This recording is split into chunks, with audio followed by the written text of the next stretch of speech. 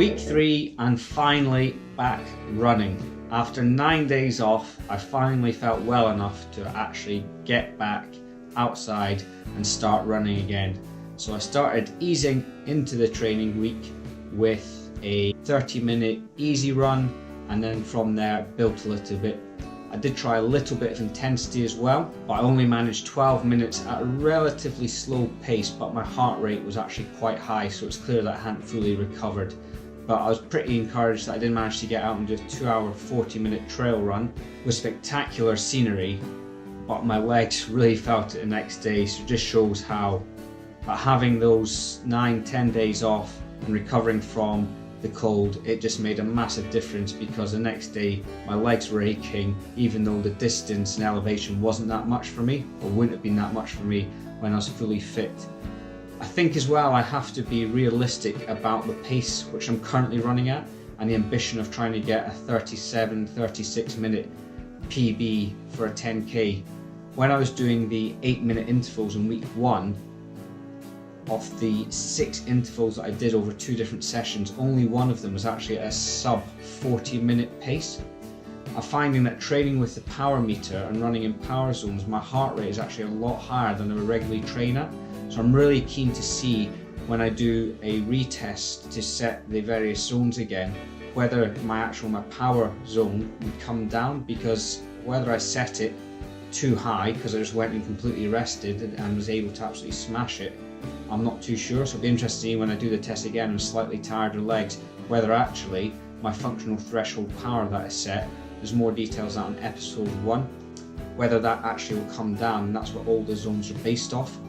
Now that I'm back training, next week I'm going to start reducing the duration of the various intervals that I'll be doing. So in week 1 I did 3 times 8-minute intervals. Next week it's going to be 4 times 6-minute intervals, so it's still in the same zone, but actually just reducing the length of the intervals to try and get a little bit more speed in there.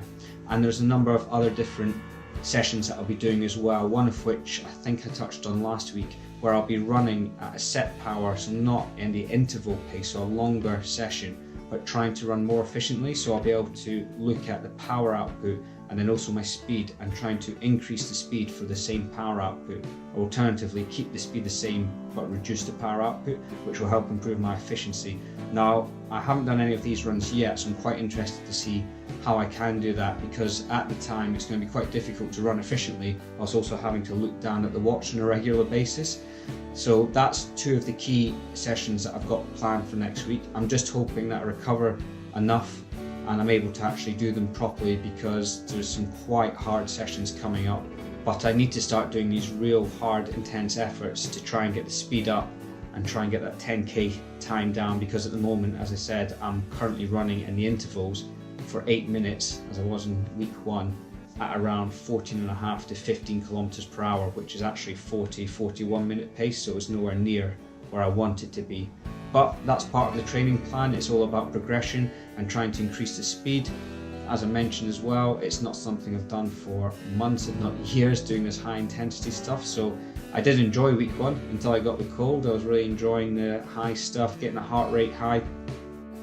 I'm hoping that in next week's video, I'll have a full week's training under my belt, and I'll be able to go into detail about the sessions, the intervals, and how it all felt, and go into real detail and a bit of analysis as well, so I can show you how I'm progressing or not, as the case may be, and a little bit more detail about running with the power meter. So make sure that you subscribe so that you don't miss out on any of the future videos.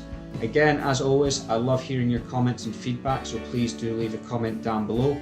And if you've enjoyed this video, please give it a thumbs up. See you next time.